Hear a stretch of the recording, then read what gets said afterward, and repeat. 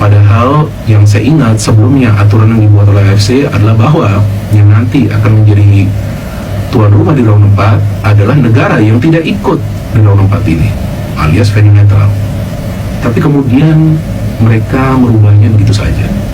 Artinya kalau menurut saya, ya ini sudah tidak ada proses yang transparan dari AFC. Artinya memang tidak adil, maka itu kan negara-negara peserta lainnya itu protes. Berikut juga Indonesia kan melalui PSSI yang juga protes.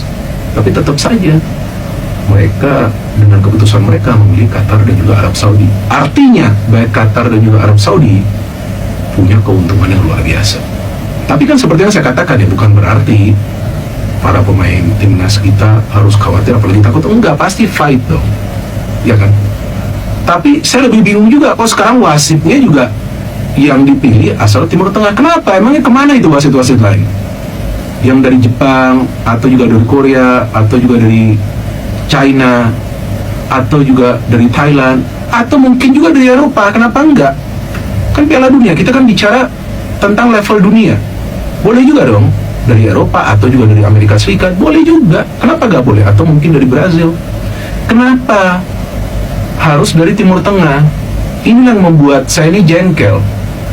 Artinya sudah Arab Saudi mendapatkan keuntungan, mereka sebagai tim tuan rumah tentulah mereka punya keuntungan yang luar biasa. Mereka bermain di lapangan mereka sendiri, pastilah secara psikologi itu mereka akan lebih tenang di atas lapangan.